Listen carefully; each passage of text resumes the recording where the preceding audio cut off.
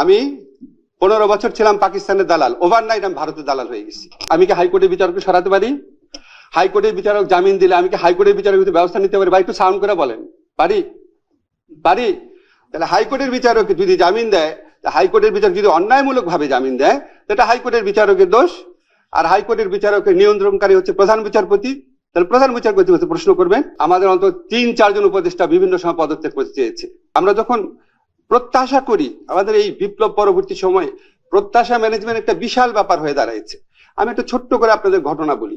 আজকে যে বাংলাদেশের ফুটবল টিম আছে, এই ফুটবল টিমকে যদি পৃথিবীর শ্রেষ্ঠ দুইটা কোচের নাম বলি, ম্যানেজারের নাম বলি, একজন পেপ গার্ডিওলা আর একজন হচ্ছে জেনেদিন জিদান। এখন যেন বাংলাদেশের ফুটবল টিমকে যদি জেনেদিন জিদানের হাতে দিয়ে দেন, 1 বছরের জন্য ট্রেনিং করাবে, জাস্ট বাংলাদেশে সে ট্রেনিং করাবে, অন্য লজিস্টিক কিছু দিবেন না, জাস্ট ট্রেনিং করাবে। বাংলাদেশের ফুটবল টিম কি ওয়ার্ল্ড কাপে মূল পর্বে খেলার যোগ্যতা অর্জন করে ফেলবে? টাইম তো লাগে, ক্রম বিকাশ তো লাগে।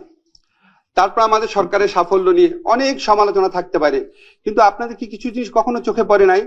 এই যে এই সরকার এসে ভারতের আধিপত্য থেকে বাংলাদেশকে মুক্ত করেছে, ভারতের যে আগ্রাসী একটা ভূমিকা ছিল সব জায়গায়, সেখান থেকে স্বাধীন কণ্ঠে কথা বলতে পারছে ডক্টর মোহাম্মদ ইউনূসের নেতৃত্বে, এটা আমাদের কোনো অর্জন না?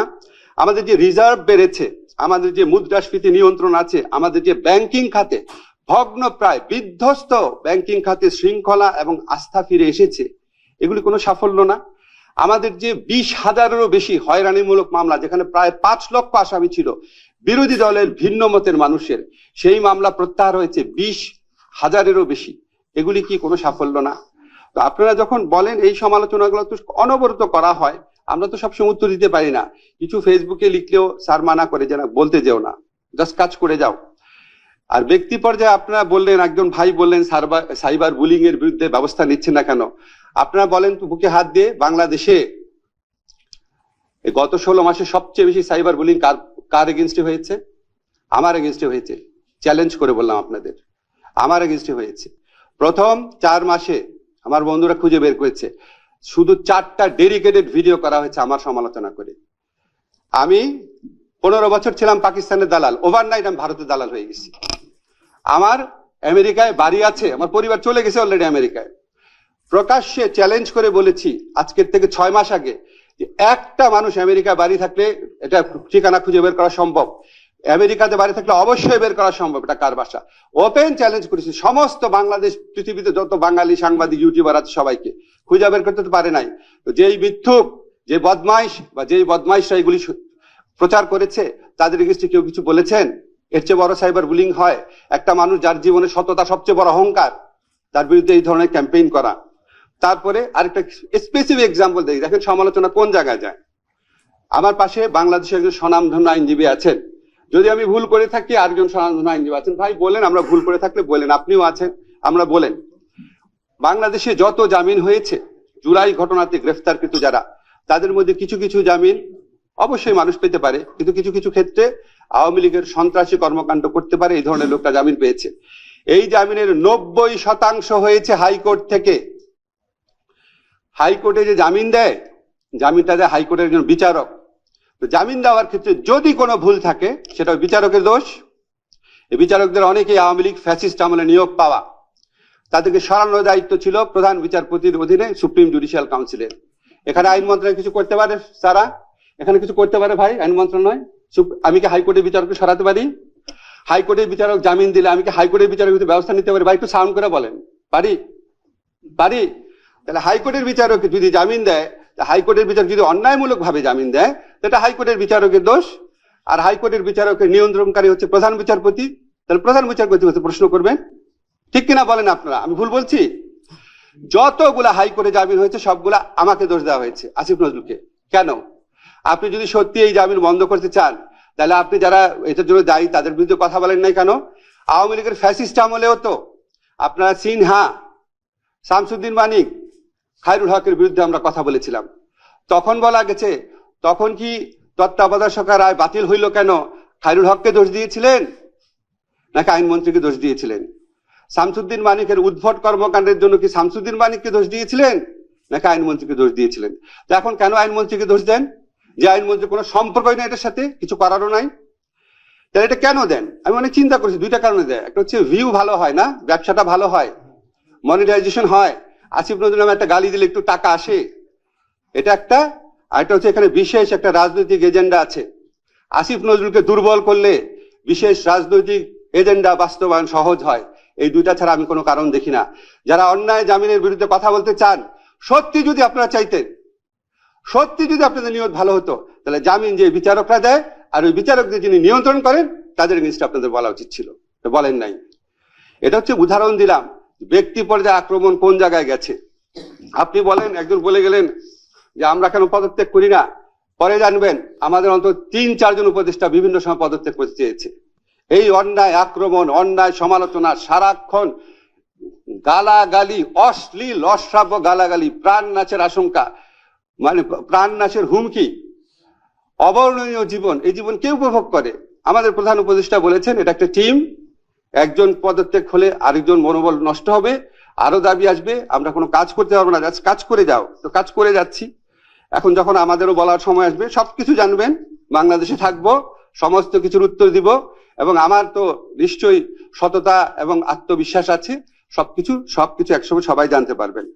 আমার শুধু একটা জিনিস মনে হয় কি, যে আমাদের প্রত্যেকেরই, দেখেন এখানে যারা আসছেন প্রত্যেকে ব্যক্তি এজেন্ডা নিয়ে কথা বলেছেন। আমি কারো নাম বলতে চাই না, এমন লোকও আছেন যিনি একটা তদবির করেছেন, শুনি নাই, সমালোচনা শুরু করে দিয়েছেন। যিনি একটা বড় দলে নমিনেশন চেয়েছিলেন, পান নাই, সে বড় দলের সমালোচনা করা শুরু করে দিয়েছেন। যিনি একটা অন্যায় একটা সুবিধা চেয়েছেন কোন একটা প্রতিষ্ঠানের কাছে, পান নাই, সেই প্রতিষ্ঠানের সমালোচনা করা শুরু করে দিয়েছেন। এখন আমরা ইংরেজিতে একটা কথা আছে, you get the government you deserve. আমরা কি নিজের সংস্কার করেছি? আমরা কি নিজের চিন্তা ভাবনা, নিজের সততার সংস্কার করেছি?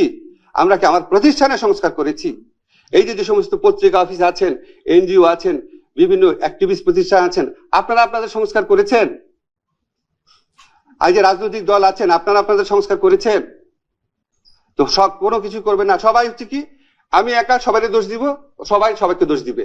নো, আমি তো বলছি আপনাদের আমাদের অনেক ব্যর্থতা আছে, অনেক ভুল আছে। প্রথমেই বলেছি 10টা জায়গায় অন্তত 4টা জায়গা ঠিক করেছি, 6টা জায়গা করতে পারিনি। 6টা জায়গা তো অবশ্যই বলবেন, 4টা জায়গা অ্যাকনলেজ করেন। আমরা যদি পরমত সহিষ্ণু না হই, আমরা যদি বিবেকবান না হই, আমরা যদি সৎ না হই, আমাদের নিয়তের মধ্যে যদি সততা না থাকে, তাহলে কোনোদিন আমরা জাতি হিসাবে অগ্রসর হতে পারবো না। আপনি কিছু আইনি সংস্কার করে দিলেন, ম্যাজিক্যালি মানুষ ভালো হয়ে গেল, এটা পৃথিবীর কোথাও হয়েছে? একটা দেশ ইংল্যান্ড, ওখানে সংবিধানই নাই। আর আফ্রিকান যে কোনো দেশে দেখেন সংবিধান, কোনো হাজার হাজার ভালো আইন আছে। তো ওখানে কি বেটার গভর্নেন্স প্রতিষ্ঠিত হয়েছে? কাগজ দিয়ে বেটার গভর্নেন্স প্রতিষ্ঠিত হয়? আমরা আত্মসমালোচনা করি। পৃথিবীতে আমাদের ইসলাম ধর্মে আছে সবচেয়ে বড় গুণের একটা হচ্ছে আত্মসমালোচনা করা। আছেন, আমরা সবাই আত্মসমালোচনা করি, সবাই সবার মতামত, সবাই সবার সীমাবদ্ধতা, শক্তিমত্তা বোঝার চেষ্টা করি। এইভাবেই যদি আমরা অগ্রসর হই, আগামীতে আমরা ধীরে ধীরে সংস্কারের পথে অগ্রসর হতে পারবো। 5 থেকে 10 বছরের মধ্যে দেশকে আমরা ইনশাল্লাহ অনেক ভালো জায়গায় নিয়ে যেতে পারবো। এবং আমরা যারা বাংলাদেশের সাধারণ মানুষ, আগামীতে আমরা কি ধরনের বহু রাজনৈতিক যে চক্রান্ত, আন্তর্জাতিক চক্রান্ত, সেই চক্রান্তের খপ্পরে পড়তে যাচ্ছি, সেই বিষয়গুলো আমি আমার দৃষ্টি থেকে যতটুকু দেখছি, সেই বিষয়গুলো খোলামেলাভাবে উপস্থাপন করব। আমার বিশ্বাস বিএনপি যারা লোকজন আছেন তারা হয়তো অনেকে জানেন, অনেকে বলেন নিজেদের মধ্যে করে, কিন্তু প্ল্যাটফর্মে এসে হয়তো অনেকের বলার সুযোগ হয় না। অথবা এই সমাজে অনেক লোক আছেন যারা আমার সেটে যে বিষয়গুলো আছেন তারা খুব ভালোভাবে বুঝেন, কিন্তু তারপরেও হয়তো অনেকের আমার মতো প্ল্যাটফর্ম নেই বা অডিয়েন্স নেই। তো যে কারণে আমার কাছে মনে হলো যে তারেক রহমান সাহেব, বিএনপি এই মুহূর্তে যেহেতু নির্বাচনে হাওয়া তাদের পক্ষে, আগামীতে যদি কোনো মতে একটা নির্বাচন হয়, একেবারে টেনে টুনে একটা নির্বাচন হয়, সেক্ষেত্রে নির্বাচনের ফলাফল বিএনপির দিকে যাবে, এটা বলতে গেলে একেবারে স্পষ্ট। আর তারেক রহমান সাহেব প্রধানমন্ত্রী হবেন, এটা আরও স্পষ্ট। এই জন্য যে সকল ধড়িবাজ লোক আছে, ধান্দাবাজ লোক আছে, তারা রীতিমতো বিএনপি এবং তারেক রহমান সাহেবের পক্ষে নিজেদের যা কিছু আছে সব কিছু নিয়ে তারা ঝাঁপিয়ে পড়ছে। তেল হোক, তাল হোক, মানে যা কিছু আছে সব নিয়ে তারা বিএনপির পক্ষে ঝাঁপিয়ে পড়ছে। আমরা একটা কথা জানি আঞ্চলিক ভাষায় যে বেশি ভালো ভালো না। অতিরিক্ত মহব্বত, অতিরিক্ত চিন্তা চেতনা, অতিরিক্ত তোয়াজ তদবির সবই বিপদ এবং বিপত্তি ডেকে নিয়ে আসে। আবার বিজয়ের ব্যাপারে যখন মানুষ খুব বেশি, যাকে বলা হয়, নিশ্চিত হয়ে যায়, তখন বিজয়টা তার কাছ থেকে দূরে চলে যায়। এটার অনেক প্রাকৃতিক বিষয় রয়েছে। আল্লাহ যখন আপনাকে কোনো একটা নিয়ামত দেন এবং কোনো কারণ ছাড়া আপনাকে একটা নিয়ামত দেন, এবং সেই নিয়ামতের মর্যাদা দেওয়ার মতো মন মানসিকতা যদি না থাকে, মর্যাদা দিতে যদি ব্যর্থ হন এবং কৃতজ্ঞ না থাকেন, ওয়াম্মা বিনিয়ামতে রব্বিকা ফাহাদ্দিস, এই নিয়ামত আপনার জন্য লায়াবিলিটিস হয়ে যায়।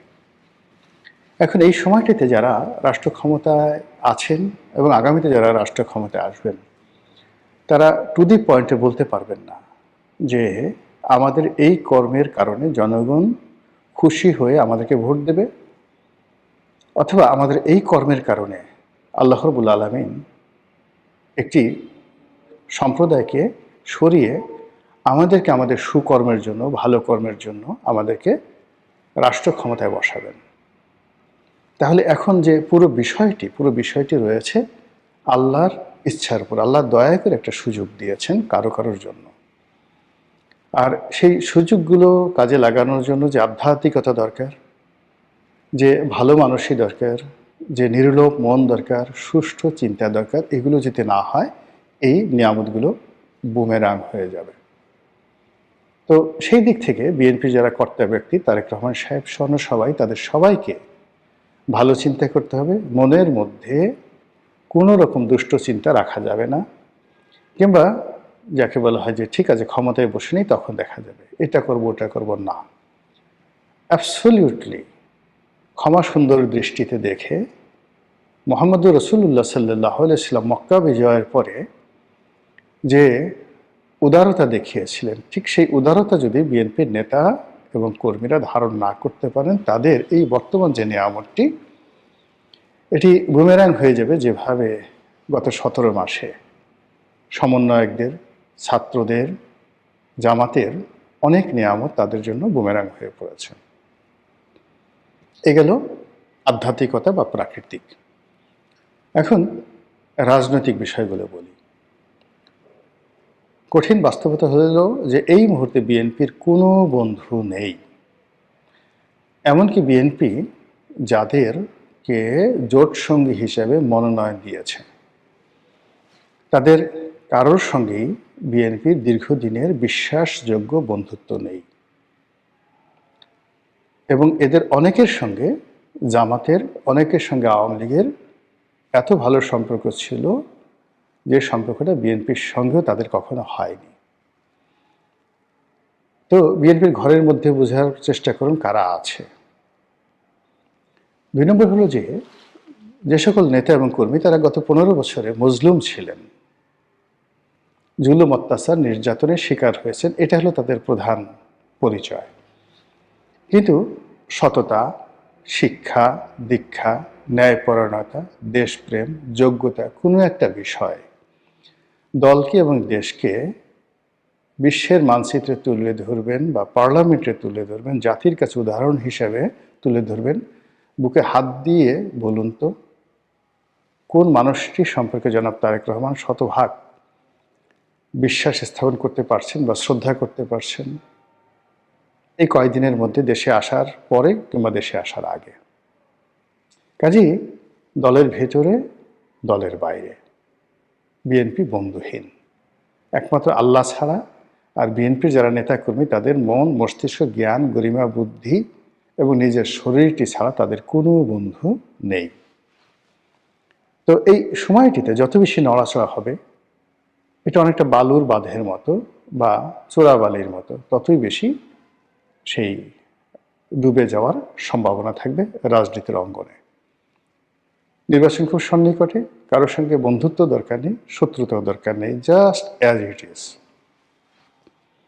কিন্তু যে বিষয়টি এই মুহূর্তে বিএনপিকে এবং জনাব তারেক রহমান সাহেবকে ভীষণ রকম ভোগাবে, সেটি হলো ডক্টর মোহাম্মদ ইউনূসের সঙ্গে জনাব তারেক রহমান সাহেবের যে কমিটমেন্টগুলো,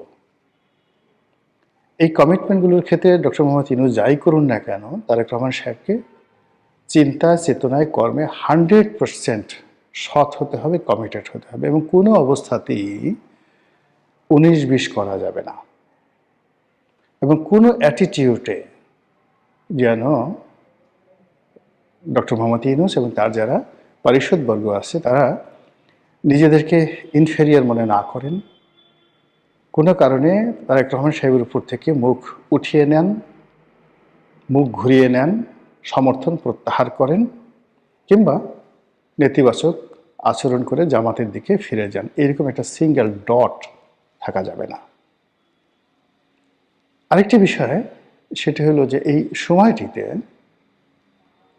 সেনাবাহিনীর সঙ্গে যে সম্পর্ক রয়েছে জনাব তারেক রহমান সাহেবের, সেই সম্পর্কটি নিয়েও একদম নড়াচড়া করা যাবে না। এখানে শুধুমাত্র তার যে কমিটমেন্ট যাদের সাথে রয়েছে, সেই কমিটমেন্টের ব্যাপারে তাকে শতভাগ সৎ থাকতে হবে, মনে এবং মস্তিষ্কে, আচরণে কোনো কিছু দেখার দরকার নাই। এখন যেভাবে তারেক রহমান সাহেবের সঙ্গে দেখা করার জন্য সব মানুষ ছুটছে, এবং তাকে যেভাবে সুপ্রিয়ার বা সুপ্রিম কমান্ডার বানানোর জন্য যে লোকজন চেষ্টা করছে, এতে করে তারেক রহমান সাহেবের যারা বন্ধু, যারা তাকে আহ্বান করে বাংলাদেশে যারা লোকজন তাকে এনেছেন, ভরসা দিয়েছেন, স্পষ্টতই তাদের একটা বিরাট অংশ নিজেদেরকে ইনফেরিয়ার মনে করছেন। সামনের দিনগুলোতে এটাকে কাটিয়ে উঠতে হবে এবং জনগণের প্রতি নির্ভর করতে হবে, এবং তাতে যা হয় তাই হবে। কিন্তু কোনো অবস্থাতেই যারা তাকে আহ্বান করে এনেছেন, যাদের সঙ্গে তার একটা সমঝোতা হয়েছে, তাদের মনে ন্যূনতম সন্দেহ তৈরি করা যাবে না। থার্ড যে বিষয়টি সবচেয়ে মারাত্মক, এখানে আপনি দেখুন যে ক্ষণে ক্ষণে দিল্লির সঙ্গে ওয়াশিংটনের যে সম্পর্ক, সেই সম্পর্কটি যাকে বলা হয় খারাপ হচ্ছে, আবার ভালো হচ্ছে। তো এক্ষেত্রে আমি জানি না যে বাংলাদেশে যে মার্কিন যুক্তরাষ্ট্রের ডিপ স্টেট পলিসি, যার প্রেক্ষিতে শেখ হাসিনা ক্ষমতাচ্যুত হয়েছে, সেই পলিসির যারা কুশীলব তারা এই মুহূর্তে কি করছেন, কি ভাবছেন। এই ডিপ স্টেট পলিসির যারা লোকজন রয়েছেন, তাদের সঙ্গে কি ডোনাল্ড ট্রাম্পের আসলেই সম্পর্ক আছে কিনা, বা ডোনাল্ড ট্রাম্প বাংলাদেশের যে পরিবেশ পরিস্থিতি, রাজনীতি, এটি কি সরাসরি নিজে হ্যান্ডেল করতে চাচ্ছেন, নাকি ডিপ স্টেট থিওরির মাধ্যমে পরিচালনা করতে চাচ্ছেন, নাকি তার যে পূর্বসূরি জো বাইডেন সরকার বা ওবামা সরকার, তাদের মতো করে ভারতের দিল্লির চোখ দিয়ে দেখতে চাচ্ছেন। এটা জনাব তারেক রহমান সাহেবকে খুব সতর্কভাবে বুঝতে হবে। 2 নম্বর হলো যে এখানে দিল্লির সাথে তার যে সম্পর্কটি, যেটা নিয়ে খুব বদনাম হচ্ছে, কিংবা আওয়ামী লীগের সঙ্গে তার যে সম্পর্কটি নিয়ে যে সকল কানাঘোষা হচ্ছে, এই ব্যাপারে ন্যূনতম নড়াচড়া করা যাবে না, কোনো রকম নড়াচড়া করা যাবে না, কোনো রকম প্রতিক্রিয়া দেখানো যাবে না। কারণ কি? এর কারণ হলো ডোনাল্ড ট্রাম্প একবার দিল্লির দিকে ঝুঁকছেন, এত আনপ্রেডিক্টেবল, একটু পরে আবার মোদিকে আক্রমণ করতে চাচ্ছেন। এবং সেই যে ভেনেজুয়েলার প্রেসিডেন্টকে ধরে নিয়ে যাওয়ার পর তার অহংকার এতটা বেড়ে গেছে, সে এখন ডেনমার্কের যে ভূমি গ্রিনল্যান্ড, এটা অধিকার করতে চাচ্ছেন। সে এখন ন্যাটো থেকে আমেরিকার সৈন্য প্রত্যাহার করতে চাচ্ছেন। সে কানাডা দখল করতে চাচ্ছে, মেক্সিকো দখল করতে চাচ্ছে, তারপর কলম্বিয়া দখল করতে চাচ্ছে, কিউবা দখল করতে চাচ্ছে, ভারতকে খোঁটা দিচ্ছে, এবং নরেন্দ্র মোদীকে তার সে সাহায্য করতে চাচ্ছে। তো কাজেই এখানে যদি ডোনাল্ড ট্রাম্পের সাথে, ডিপ স্টেটের সাথে, আমেরিকার সাথে তারেক রহমান সাহেবের কোনো সমঝোতা থাকে, সম্পর্ক থাকে, এবং এটা দিল্লি টের পায়, দিল্লি মুহূর্তের মধ্যে রিভার্স হয়ে যাবে। আবার দিল্লির সঙ্গে যদি তারেক রহমান সাহেবের কোনো যোগাযোগ থাকে, এটা যদি আমেরিকা টের পায়, তাহলে ডোনাল্ড ট্রাম্প কী করতে পারে আপনি বুঝতে পারেন। ফলে এখানেও তাকে যথেষ্ট প্রজ্ঞা নিয়ে, বুদ্ধি নিয়ে, মেধা নিয়ে পুরো পরিস্থিতি তাকে মূল্যায়ন করতে হবে, তারপর নড়াচড়া করতে হবে। এবং এখন যেটা ডেইলি স্টারের যে সম্পাদক যে কথাগুলো বলছেন, যে মত প্রকাশের স্বাধীনতা দূরের কথা, বেঁচে থাকাটাই তো এখন সমস্যা হয়ে দেখা দিয়েছে। তারেক রহমান সাহেব এবং বিএনপির এখন যে অবস্থা, বাইরে থেকে আপনারা দেখছেন ক্ষমতায় আসবে, প্রধানমন্ত্রী হবে, এটা একটা সাইড। কিন্তু ডার্ক সাইডটা হলো যে অসংখ্য ঝুঁকি একেবারে ঝড়ের মতো করে জনাব তারেক রহমান সাহেব এবং বিএনপিকে গ্রাস করার জন্য চারিদিকে যেভাবে ওত পেতে আছে, পান থেকে চুন খসলেই পুরো দল এবং এই দলের অসংখ্য নেতাকর্মী রীতিমতো কৃষ্ণ গহ্বর, যেটিকে আমরা বলি ব্ল্যাক হোল, সেই ব্ল্যাক হোলের মধ্যে পড়ে যাবে, এতে কোনো রকম সন্দেহ নেই। সেক্ষেত্রে নির্বাচন, তারপরে জয়লাভ করা, তারপরে প্রধানমন্ত্রী হওয়া, এই জিনিসগুলো সেকেন্ডারি হয়ে যাবে। প্রথম সমস্যা হবে প্রাণ বাঁচানো এবং অস্তিত্ব রক্ষা করা। এবং আওয়ামী লীগ জমানাতে তাদের যতটুকু ছিল সেটাও এখন এই যে নতুন যে একটা ঝুঁকির মধ্যে পড়েছে, সেই ঝুঁকির কারণে সেটি আরও ভয়ঙ্কর হয়ে পড়েছে। ডোনাল্ড ট্রাম্পকে কোনো অবস্থাতেই বিশ্বাসও করা যাচ্ছে না, অবিশ্বাসও করা যাচ্ছে না, অ্যাভয়েডও করা যাচ্ছে না, ধারণও করা যাচ্ছে না, এবং প্রধান দল হিসেবে তাকে এই জিনিসগুলো করতে হবে। এবং আমেরিকানরা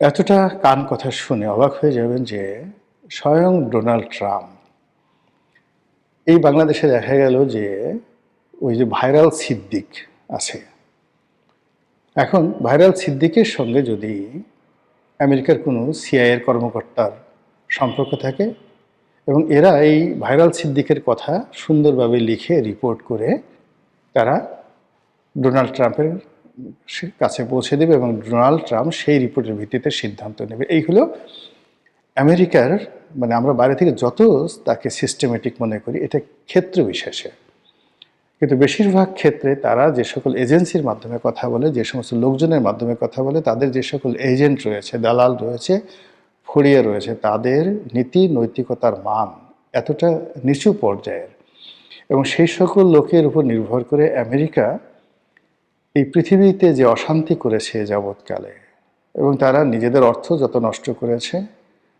এটা পৃথিবীর অন্য কোনো দেশ রাষ্ট্র করেনি। একটা রাষ্ট্র কেবল নিজেদের দেশের জনগণের কাছে $13 ট্রিলিয়ন দেনা আছে। 1000 বিলিয়নে 1 ট্রিলিয়ন, 1 বিলিয়নে 12,000 কোটি টাকা।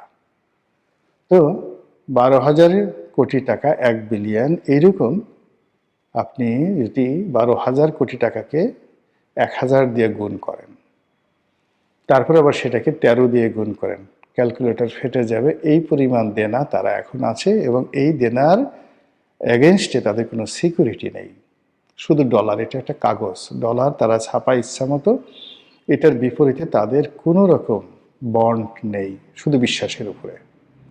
পুরো পৃথিবী, আমেরিকার পতন, তারা এখন যেভাবে পৃথিবী চালাচ্ছে, তাদের পতন মানে সারা পৃথিবীর পতন। তো এই যে আমেরিকা মধ্যপ্রাচ্য থেকে তারা উঠে এসেছে, তারপর দক্ষিণ আমেরিকাতে তারা নতুন করে সাম্রাজ্যবাদী নীতি চালু করেছে, এবং দক্ষিণ পূর্ব এশিয়াতে তারা নতুন করে মনোনিবেশ করেছে মায়ানমার এবং বাংলাদেশের দিকে। তো সেক্ষেত্রে জনাব তারেক রহমান সাহেব যদি রাষ্ট্রের প্রধানমন্ত্রী হন বা আগামীর প্রধানমন্ত্রী হন, তাহলে তাকে এই আমেরিকার deep state policy, Donald Trump এবং তাদের যে পররাষ্ট্রনীতির সম্পর্কে কারো কথাই নয়, নিজে পড়াশোনা করে তাকে দক্ষতা, অভিজ্ঞতা অর্জন করতে হবে। এবং he has to make a huge question about American policy. যখন তার মনে অনেক প্রশ্ন আসবে, তিনি অনেক বিশেষজ্ঞকে জিজ্ঞাসা করবেন যে ভাই এটা কি, ওটা কি, ঠিক সেই সময়টাতে মনে হবে যে তিনি সঠিক পথে আছেন।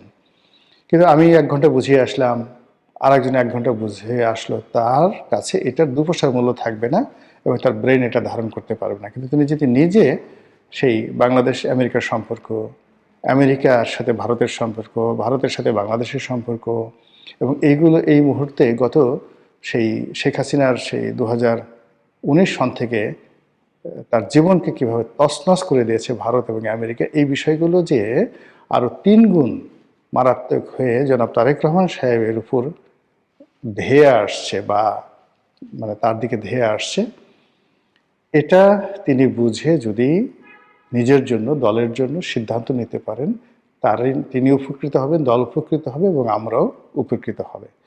আল্লাহ আমাদের সবাইকে হেদায়েত দান।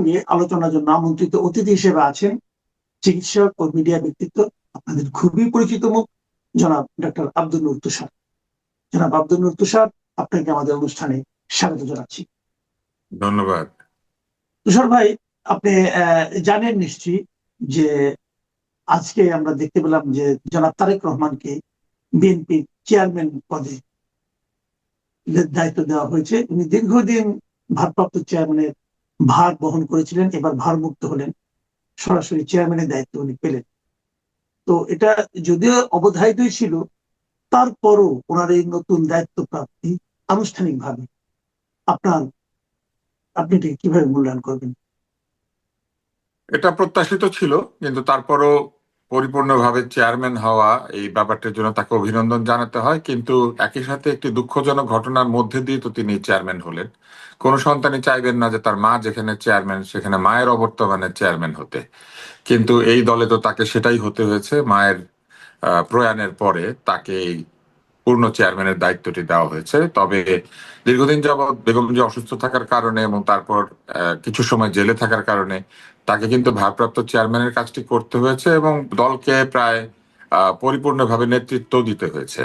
একদিক থেকে ভালো যে তিনি তার মায়ের উপস্থিতিতেই দলকে চালিয়ে এক ধরনের অভিভাবকত্বের মধ্যে একটা ট্রেনিং এর মতো পেয়েছেন, যেটা আসলে বাংলাদেশের অন্যান্য দলগুলিতে হয় না। বিশেষ করে আওয়ামী লীগে তো এটা হয়ই নাই, কেননা আওয়ামী লীগে কোনো মেন্টরশিপ ছিল না। কিন্তু এইখানে তিনি মাকে মেন্টর হিসেবে পেয়েছেন, মায়ের যারা সহকর্মী তাদেরকে পেয়েছেন। ফলে আমি বলবো তার একটা ভালো গ্রুমিং হয়েছে এবং সেই গ্রুমিং এর মধ্যে দিয়ে তিনি আজকে চেয়ারম্যান হয়েছেন। এটা একটা ভালো দিক। তার মানে আমরা কি যদি কেউ বলেন যে তারেক রহমানের পূর্ণ দায়িত্ব প্রাপ্তির পর দলের চেহারায় পরিবর্তন আসতে পারে কিনা, নাকি দল আগে যেমন ছিল তেমনটাই চলবে, কেবল ওনার নামের পরিবর্তন হবে? সাধারণত নেতৃত্ব পরিবর্তনের সাথে সাথে নেতা তার একটা নিজের টিম তৈরি করেন, এটা সারা পৃথিবীতেই হয়। তাহলে আমার ধারণা কিছু পরিবর্তন এই দলে আসতে পারে। কিছু পরিবর্তন আসবে সময়ের প্রয়োজনে, কেননা অনেক নেতা নেত্রীর বয়স হয়ে গিয়েছে। কোন কোন নেতা নেত্রী আছেন যারা সম্পর্কে তার একেবারে মুরব্বী, তিনি তাদেরকে কখনো আদেশ নির্দেশ দিতে পারবেন না। ফলে আমার ধারণা কিছু মুরব্বীর রোল চেঞ্জ হবে, কিছু মুরব্বী হয়তো এমন পদে চলে যাবেন যেখানে তারা পলিসি মেকিং এর হয়তো থাকতে পারবেন, কিন্তু সরাসরি দলের এক্সিকিউশনের জায়গায় থাকবেন না। কিছু মুরব্বী হয়তো তাদের শারীরিক কারণেই হোক বা অবস্থানের কারণেই হোক ধীরে ধীরে নিষ্ক্রিয় হয়ে পড়বেন। আর একটা তরুণ নেতৃত্বের উঠে আসার সম্ভাবনা আছে, এই জন্য যে তারেক রহমান যাদের সঙ্গে রাজনৈতিক জীবনে কাজ করেছেন, যে তরুণেরা, তারাও তো সামনের দিকে এগিয়ে আসবে ধীরে ধীরে। আমার মনে হয় আগামী 4-5 বছরের মধ্যে এই দলের অন্তত একটা আমি বলবো দৃশ্যমান একটা পরিবর্তন আমরা দেখতে পাবো। আর যারা বয়স্ক হয়ে গিয়েছেন অনেক নেতা, তারা অনেকে হয়তো দলের প্রয়োজনেও তারা তারেক রহমানের সঙ্গে আলাপ করবেন যে নতুন কোন রোলে তারা যেতে পারেন। দলের নিশ্চয় একটা কাউন্সিলও হবে আমার ধারণা নির্বাচনের পরে, এবং নির্বাচনের পরে যখন কাউন্সিল হবে সেখানে একটা পরিবর্তন আসার সম্ভাবনা রয়েছে। তার মানে আপনি বলতে চাচ্ছেন যদি পরিবর্তন কিছুটা হয়ও, সেটা হবে নির্বাচনের পরে? হ্যাঁ, আমি সেটাই মনে করি। কারণ আপনি যদি প্রফেশনালি চিন্তা করেন, নির্বাচনের আগে এখন দলে পরিবর্তন আনাটা বোকামি হবে এবং ঠিক হবে না। কেন? কারণ নির্বাচনের আগে দলে পরিবর্তন আনলে এই নতুন যে নেতৃত্ব আসবে কিংবা পুরনো যে নেতৃত্ব সরে যেতে শুরু করবে, এতে দলে একটা সাময়িক একটা অনৈক্য, শুধু না, আমি অনৈক্য কথাটা বলবো না, আমি বলবো যে সাময়িক একটা অসুবিধা তৈরি হতে পারে। নর্মালি একটা অফিসে চিন্তা করেন, একজন লোক চাকরি ছেড়ে গেলে আরেকজন লোক সেই চাকরিতে জয়েন করলে 7 দিন 10 দিন লেগে যায়, কিন্তু লোকটার টেবিলটা পর্যন্ত গুছাতে, লোকজনের সাথে পরিচিত হতে, নতুন রোল সম্পর্কে সবাইকে জানাতে, পুরনো প্রভাব যার আছে সেটাকে কমাতে। তো আমার মনে হয় না নির্বাচনের আগে কোনো ধরনের পরিবর্তন আমরা পাবো। আমরা দেখলাম প্রথম তারেক রহমান আসার পরে তেমন কোন রাজনৈতিক কর্মকাণ্ড কিন্তু তার অতটা দৃশ্যমান হয়নি। প্রথম কয়েকদিন গেল উনি প্রথম দিন ঢুকলেন, মায়ের এখানে গেলেন, মা মারা গেলেন, মায়ের জানাজায় গেলেন, তারপর দু একটা স্মৃতিসৌধে গেলেন, তারপরে আপনার কারো কারো কবর জিয়ারত করলেন, এই তো। আর অফিসে বসলেন, মানে বাইরে জনসমক্ষে, জনসমাগমে, জনসভা অথবা এই ধরনের কোনো কিন্তু কর্মসূচিতে উনি এখন পর্যন্ত যাননি। একটা উদ্যোগ নিয়েছিলেন যে উত্তরাঞ্চল সফর করবেন, সেটাও দেখলাম যে সর্বশেষ ইসির অনুরোধে ওটা আপাতত পোস্টপোন করলেন। ইসি কি এই ধরনের অনুরোধ এই মুহূর্তে করতে পারে? উত্তরাঞ্চল তিনি যদি সফর করেন তাহলে পুরো অঞ্চল সফর করলে ইসি হয়তো তাকে না করতে পারে, কেননা পুরো উত্তরাঞ্চল তো আর তার এলাকা না। কিন্তু তিনি যদি তার পৈতৃক নিবাস বগুড়া অঞ্চলে যান, সেটা ইসি না করতে পারে না, কেননা একজন আহ, আহ, মানুষ তার পৈতৃক নিবাসে বা তার নিজের নিবাসে তো যেতেই পারেন, এবং সেখানে গিয়ে তিনি তার আহ গুরুজনদের কবর জিয়ারত করা, অথবা এলাকায় যারা মহান ব্যক্তি আছেন অথবা কোনো মানুষ আছেন যাদেরকে তিনি মনে করেন যে শ্রদ্ধা জানানো দরকার, সেটা জানানো, পুরনো আত্মীয়দের সঙ্গে দেখা করা, পুরনো বন্ধুদের সঙ্গে কথা বলা, এগুলো তো আপনি করতেই পারেন। ফলে ইসি তাকে বগুড়ায় যেতে বাধা দিতে আমি মনে করি না পারে।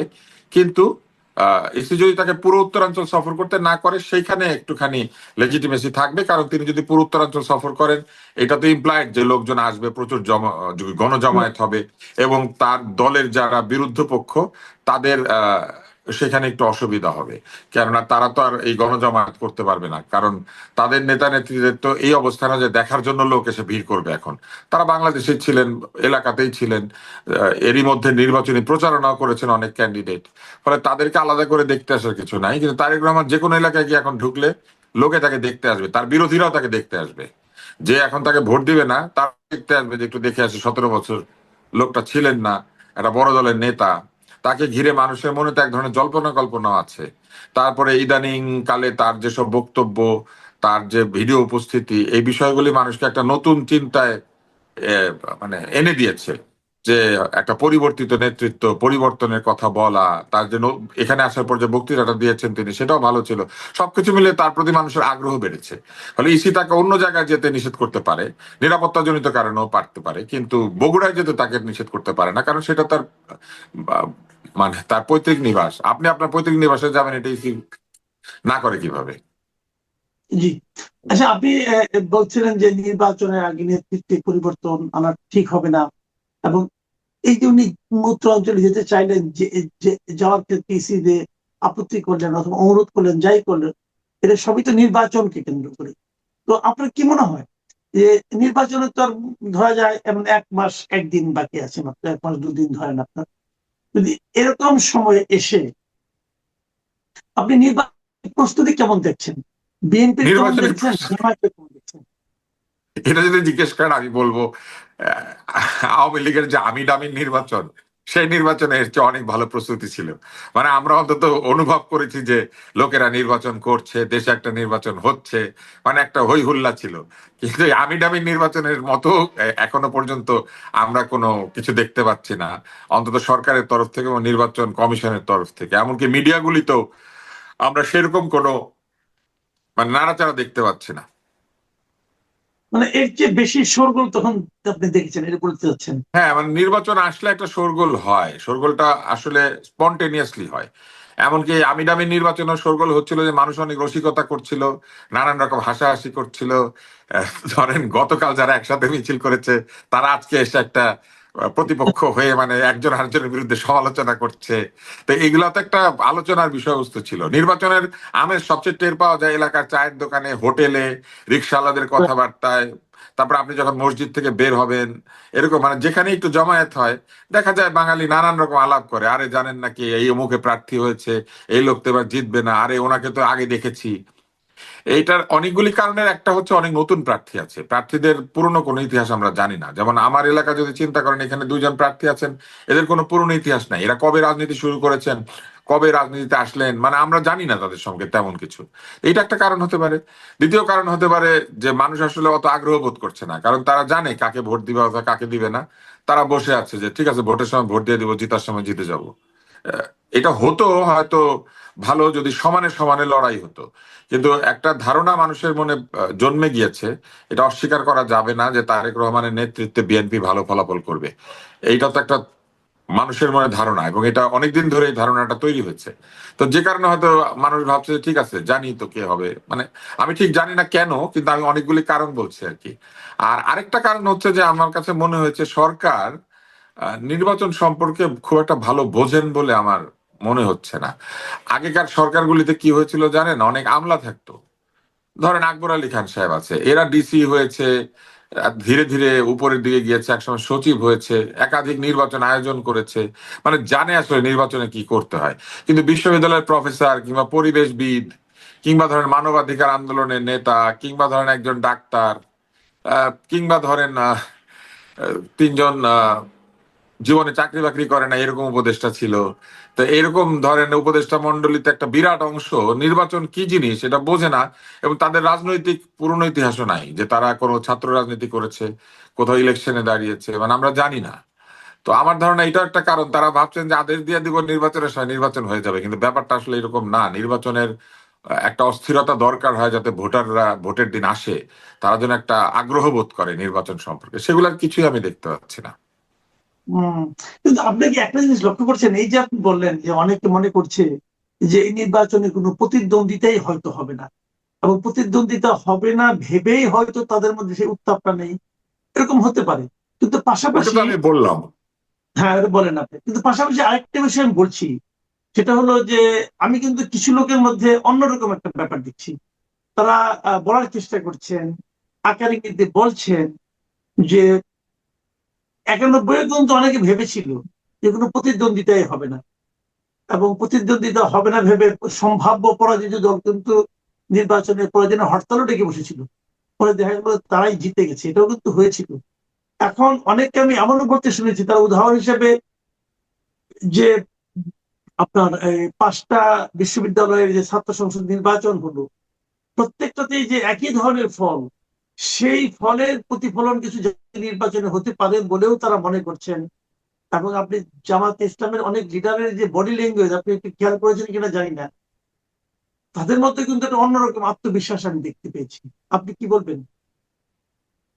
এই আত্মবিশ্বাসের একটি বড় কারণ হচ্ছে যে এই যে সরকারটা পরিচালিত হয়েছে সেই সরকারের উপরে তারা অত্যন্ত গভীর প্রভাব বিস্তার করতে পেরেছিলেন।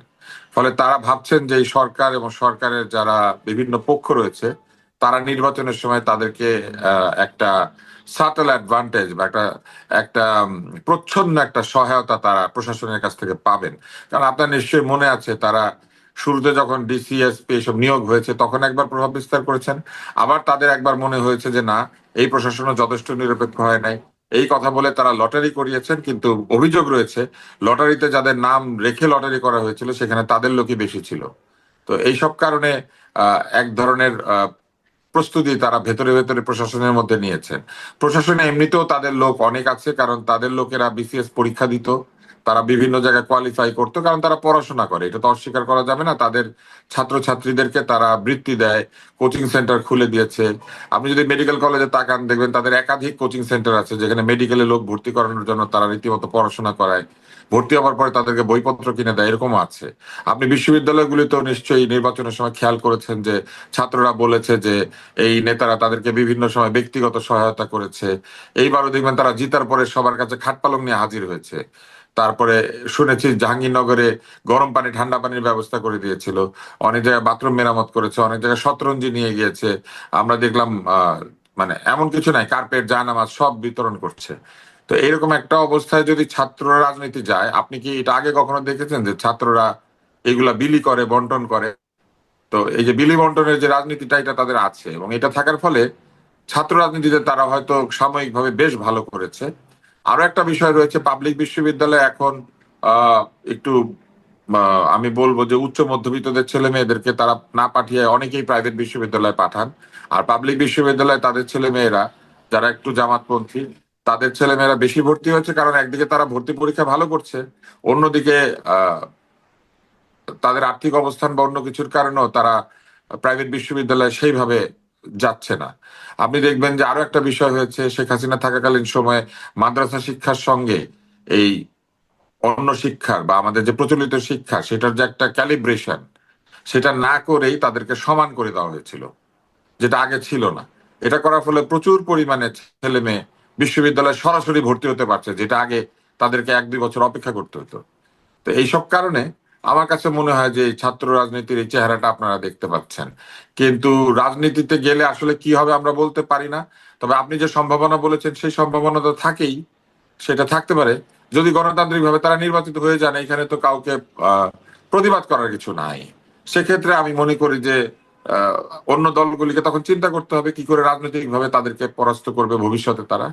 কিন্তু আমার এখনো মনে হয় না যে তারা সরকার গঠন করার মতো সংখ্যাগরিষ্ঠতা পাবে। আমি একটা একদম শেষ প্রশ্নে চলে যদি আসছি। পেতো, আমি আপনাকে কয়েকটা উদাহরণ দেই, যদি পেতো তাহলে কতগুলি রিডান্ডেন্ট, কতগুলি অবসোলিট দলকে তারা তাদের জোটে নিত না। যার মধ্যে ধরেন অলি আহমেদের দল, এই দলের কোনো আসন বলতে কিছু নাই, এই দল বাংলাদেশে কোথাও জিতবে না, কিন্তু ওই নামের জন্য নিয়েছে। তারপরে ধরেন আখতারুজ্জামান সাহেবকে তাদের দলে ভিড়ানো, এর কোনো দরকার ছিল না। আখতারুজ্জামান না থাকলে ওই আসনে জামাতের প্রার্থী ভালোই প্রতিদ্বন্দ্বিতা করতে পারতো, বরং আখতারুজ্জামান সাহেবকে নেওয়া একটা অসুবিধা, উনি সকালে একটা বলে বিকালে আর একটা বলে। তারপরে ধরেন তারা তাদের রাজনৈতিকভাবে মিত্র নয়, যারা তাদেরকে অত্যন্ত কঠিন সমালোচনা করেছে, চরমনায়ের পীর সাহেবের যে দলটি রয়েছে, ইসলামী আন্দোলন এবং অন্যান্য দল, এই ওরা কিন্তু তাকেও সাথে নিয়েছে। যদি এতই কনফিডেন্ট হইতো তাহলে তাদের এই দল ভারী করার জন্য কতগুলি আহ অবসলিট মেয়াদোত্তীর্ণ লোকজনকে তাদের দলে ভিড়ানোর দরকার হতো না। আর মনে করেন সরাসরি প্রতিদ্বন্দ্বিতা আছে, এমনকি নীতি আদর্শের মানে একদম মানে দুই উল্টা পিঠ, মুদ্রার দুই পিঠ। আহ, এই পিঠে যদি একজন থাকে ওই পিঠে আরেকজন, সেই চর্মনায়ের সাথেও তার ঐক্য করার কোনো দরকার হতো না। কিন্তু আমরা দেখছি যে তারা তাদেরকে নিয়েছে, তার মানে তাদের যে আত্মবিশ্বাস, সে আত্মবিশ্বাস বলতে যা ভাবা হচ্ছে সেটা নাই। এককভাবে নির্বাচন করে যেই দল মনে করেন অন্তত 80-90টা সিট না পাবে, সেই দল জোট করলে কি করবে? তো ওনাদের তো অন্তত এককভাবে নির্বাচন করে 80-90টা সিট পাওয়ার মতো বা 100টা সিট পাওয়ার মতো অবস্থায় থাকতে হবে। কিন্তু সে 100টা সিট পাওয়ার মতো অবস্থায় কি তারা আসলে ছিলেন? আর যদি থাকেনি তাহলে আরেকটু কাজ করলে 150টা পাওয়া যেত। সেটা না করে তারা কেন এই সব দলকে নিয়েছেন? এবং সবচেয়ে বড় ব্যাপার হচ্ছে আরেকটা দলকে তারা নিয়েছেন, এনসিপি। এনসিপি তো তাদেরকে জাতা বলেছে, তো সেই জাতা বলা লোক দলটাকে বা তারা নিলেন কিভাবে? তার মানে তাদের আত্মবিশ্বাস যদি উপর দিয়ে থাকেও, ভিতরে ভিতরে তাদের পরাজয়ের চিন্তা আছে, তা না হলে এদেরকে নিত না। আপনি কি কারণে নিজের দলের লোককে বঞ্চিত করে আপনি আহ, মানে যাদের সাথে আপনার আদর্শ মিলে না, কথায় মিলে না, বয়সে মিলে না, কাজে কর্মে মিলে না, তাদেরকে নিবেন এবং কেন? এটা অনেকে বলছে যে এনসিপি কে নেওয়াতে ও জামাতের যে আওয়ামী লীগের ভোট প্রাপ্তির একটা আকাঙ্ক্ষা ছিল, প্রত্যাশা ছিল, সেখানেও নাকি একটু ঝামেলা হতে পারে, কারণ আওয়ামী লীগ তো এনসিপি কে একেবারেই দেখতে পারে না। কাজে সেক্ষেত্রে কি হবে? এনসিপির আসনগুলি যেগুলিতে এনসিপি দাঁড়িয়েছে সেখানে আওয়ামী লীগের ভোটাররা কেউই এনসিপি কে ভোট দিবে না বলে আমার ধারণা। এটা স্বাভাবিক, কারণ এনসিপির তো ওই দাবি করেছে যে তাদের কারণেই আওয়ামী লীগের পতন হয়েছে। আবার অন্যদিকে আপনি যদি জামাতের কথাও চিন্তা করেন, জামাতকেও আওয়ামী লীগের লোকেরা ভোট দিবে বলে আমার মনে হয় না, এই জন্য যে জামাতও বলেছে যে জামাতের কারণে আওয়ামী লীগের পতন হয়েছে। আর আরো একটি ব্যাপার হচ্ছে যে আহ একদিকে জামাত দাবি করছে তাদের কারণে আওয়ামী লীগের পতন হয়েছে, আরেকদিকে আওয়ামী লীগ মনে করে এনসিপির কারণে তাদের পতন হয়েছে। ফলে এনসিপি এবং জামাত এক জায়গায় হয়েছে মানে আমার ধারণা যে আওয়ামী লীগের ভোটাররা হয়তো ভোট দিতে না যেতে পারে, কিন্তু কোনো আসনে গিয়ে এইখানে তারা ভোট দিবে বলে আমার মনে হয় না। এখন এমন যদি হয় যে আওয়ামী লীগের পুরাটাই ভেতরে লুক্কায়িত জামাত ঢুকে গিয়েছিল তাহলে অন্য কথা, কারণ আমরা তো দেখেছি জামাতের যে নেতারা এখন পাশ করছেন বিভিন্ন ইউনিভার্সিটিতে, এরা সব ছাত্রলীগের মিছিল করেছেন অনেকেই। এমনকি যে জগন্নাথ বিশ্ববিদ্যালয়ে নাকি যারা জবিতে যারা হলেন, তাদেরও অন্তত 3 জনের ছবি আজকে আমি দেখেছি, যদি এটা সত্য হয়ে থাকে ফেসবুকে, তাহলে অন্তত 3 জনকে দেখেছি তারা একদম মিছিলের অগ্রভাগে। একজন তো বলছেন মুজিবের বাংলায় বৈষম্যের ঠাঁই নাই, স্লোগান দিচ্ছেন মাইকে মাইকে। তো ভালো, আমি আমি দেখতে পাচ্ছি যে ছোটবেলায় এটাকে অবসকিউর এটাকে বলে। অনেকে বলছে এগুলো নাকি গুপ্ত জামাত, গুপ্ত এখন গুপ্ত জামাত কিন্তু এখন এই ধরনের আশঙ্কা অনেকে বলছে যে গুপ্ত জামাতের প্রচুর সংখ্যক লোক নাকি বিএনপিতে আছে। যেভাবে তারা গুপ্ত হিসাবে ছাত্রলীগের থেকে আওয়ামী লীগকে ধ্বংস করেছে, এখন বিএনপিতেও নাকি অনেক গুপ্ত জামাত আছে বিএনপিকে ধ্বংস করার জন্য। তো এই গুপ্ত রাজনীতির এই গুপ্ত পদ্ধতি আপনার কাছে কেমন লাগছে? এই গুপ্ত পদ্ধতি একটা কি বলবো, আমরা ছোটবেলায় অবসকিউর বলে একটা গ্রুপ আছে, আমরা তাদের গান শুনতাম। তো সেইখানে জি। একটা গান ছিল, কলিকালের ভণ্ড বাবা খাজা বাবার নাম ভাঙাইয়া, ধর্মটারে ল্যাং মারিয়া, ভাওতাবাজির এমডি সাজে, বাবারে বাবা ও বাবা ভণ্ড বাবা, বাবারে বাবা ও বাবা কলির বাবা। এখন আচ্ছা, ভেরি স্যাটারিক অর আমি বলবো যে খুবই একটা কোইন্সিডেন্টাল, কলির বাবা, বুঝলেন? তো এনসিপির প্রতীক হচ্ছে শাপলা কলি।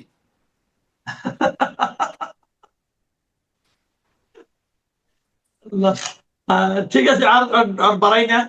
একটা শেষ প্রশ্ন যদি 1 মিনিটে বলেন তাহলে এটা সম্পূর্ণ বলা দরকার না, আকারে কিন্তু বললেও চলবে যে নির্বাচন ধরে গেল 12 তারিখে হয়ে গেল, একদল জিতেও গেল, নতুন সরকারও আসলো,